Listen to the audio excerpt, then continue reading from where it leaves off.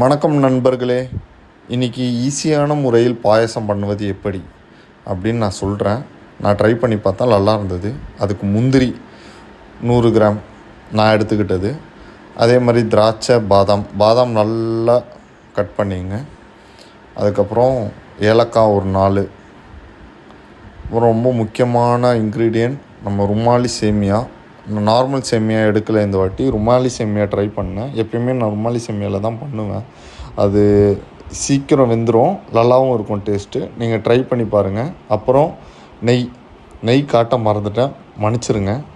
அடுத்த வாட்டி ஞாபகமாக காட்டிடுறேன். ஸோ அதுக்கப்புறம் இன்னும் முக்கியமான பொருள் பால். 2 பாக்கெட் பால் பாக்கெட் எடுத்து ஊற்றிக்கிட்டேன். அதுக்கு முன்னாடி நல்லா பால் பாக்கெட்டை கழுவிடுங்க. நான் பாலில் எந்த தண்ணியும் ஊற்றலை. ஸோ உங்களுக்கு தண்ணி ஊற்றணும், இல்லை இந்த கன்சிஸ்டன்சி வேணாம், எனக்கு இதோட கம்மியாக வேணும் அப்படின்னா நீங்கள் தண்ணி ஊற்றிக்கலாம் தேவையான அளவு. ஆனால் நான் எதுவும் தண்ணி ஊற்றிக்கல, ஏன்னா எனக்கு திக்காக இருந்தால் ரொம்ப பிடிக்கும்.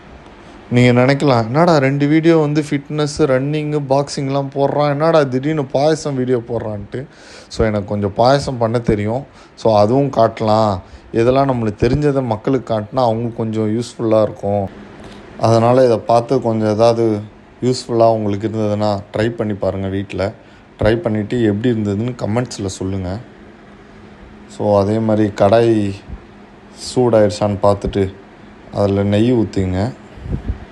முந்திரியை தனியாகவும் திராட்சையும் பாதாம் தனியாக வறுத்துங்க. முந்திரியும் திராட்சையும் பாதாம் ரெண்டுமே எல்லாமே போட்டு ஒன்றா வறுக்காதீங்க. ஏன்னா அப்படி வறுத்தா முந்திரி சீக்கிரமாக ஃப்ரை ஆயிரும், திராட்சை பாதாம் லேட் ஆகும். ஸோ அதனால் முந்திரி சீக்கிரமாக கருகிரும். அதுக்கப்புறம் அதே நெய்யில் ருமாலி சேமியாவும் போட்டு வறுத்துங்க. ஸோ லைட்டாக ப்ரௌன் ஆகிற வரைக்கும் வறுத்துங்க. ஸோ ரொம்ப கருக்க விட்றாதீங்க. அதே மாதிரி வேறு கரண்டி போட்டு யூஸ் பண்ணுங்கள். இந்த கரண்டி நான் தெரியாமல் எடுத்துட்டேன். அதனால் வேறு உங்களுக்கு பிடிச்ச கரண்டியாக எது வேணுமோ அது போட்டுங்க. இந்த மாதிரி குழம்பு கரண்டியை போட்டுக்காதீங்க. ஸோ ருமாலி சேமியா போட்டதுனால அடுப்பெல்லாம் கொஞ்சம் ரொம்ப மோசமான நிலமையில் ஆயிடுச்சு. அதுக்கு முன்னாடி அதையும் கொஞ்சம் தொடச்சிக்கலாம் அப்படின்ட்டு அதையும் நல்லா க்ளீன் பண்ணிட்டோம். இல்லைனா பின் விளைவுகள் ரொம்ப மோசமாக இருக்கும். அதே மாதிரி பால் எல்லாத்தையும் எடுத்து ஊற்றிடாதீங்க. ஸோ நான் 2 பாக்கெட் எடுத்துக்கிட்டேன்.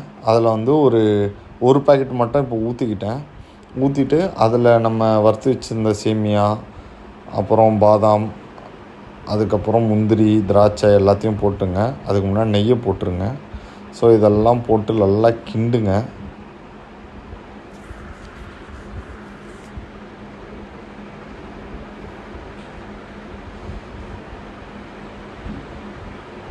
ஸோ கிண்டுங்க. அப்புறம் சர்க்கரை ரொம்ப முக்கியமான பொருள். அதை நான் மறந்துட்டேன் போடுறதுக்கு, இப்போ தான் போடுறேன்.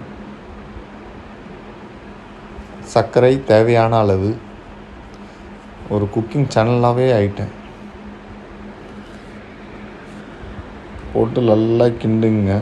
இனிமேல் ரொம்ப ஃபாஸ்ட்டாக வேணாம், பொறுமையாக கிண்டிங்க.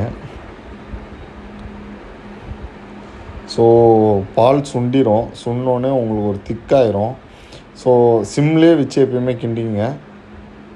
அப்போ இவ்வளோ திக்காக போது லைட்டாக கொஞ்சம் கொஞ்சமாக பால் ஆட் பண்ணிங்க. எல்லா பாலையும் போடாதீங்க. அதுக்கு முன்னாடி ஏலக்காவை தட்டி போடணுன்னுவாங்க, நான் கிள்ளி போட்டிருக்கேன். ஸோ இந்த மாதிரி திக்கானால் கொஞ்சம் பால் ஆட் பண்ணிங்க. எல்லா பாலையும் ஆட் பண்ணிடாதீங்க. ஒரு 200 ml எப்பயுமே வச்சுங்க. அது லாஸ்ட்டில் நம்மளுக்கு யூஸ் ஆகும். அது ஏன்னு நான் கடைசியில் சொல்கிறேன். ஸோ இந்த மாதிரி கொஞ்சம் கொஞ்சமாக பால் ஆட் பண்ணிக்கிட்டு கிண்டிக்கிட்டே இருங்க. ஒரு மாதிரி பாயிலிங் ஸ்டேட் வரும். ஸோ அப்போ சேமியா வெந்திருக்கு அப்படின்னு. அதுக்கப்புறம் எடுத்து டேஸ்டிங்க்கு போயிடுவோம். ஸோ லைட்டாக டேஸ்ட் பண்ணி பாருங்கள், நல்லா வெந்திருக்கா, சர்க்கரை அளவு, ஸோ எல்லாத்தையும் செக் பண்ணிங்க. இந்த ருமாலி சேமியா சீக்கிரம் வெந்துடும். நம்ம நார்மல் சேமியா டைம் ஆகும், ஆனால் அது சீக்கிரமாக வெந்துடும், டேஸ்ட்டும் நல்லாயிருக்கும். அப்புறம் பாயாசம் ஆறினோடனே நம்ம கொஞ்சம் பால் எடுத்து வச்சுருந்தோம்ல, ஸோ அதை லாஸ்ட்டாக ஆறிட்ட அப்புறம் அதையும் எடுத்து போட்டுருங்க. சூப்பர் பாயாசம் வந்துடும். அது சியர்ஸ் கைஸ்.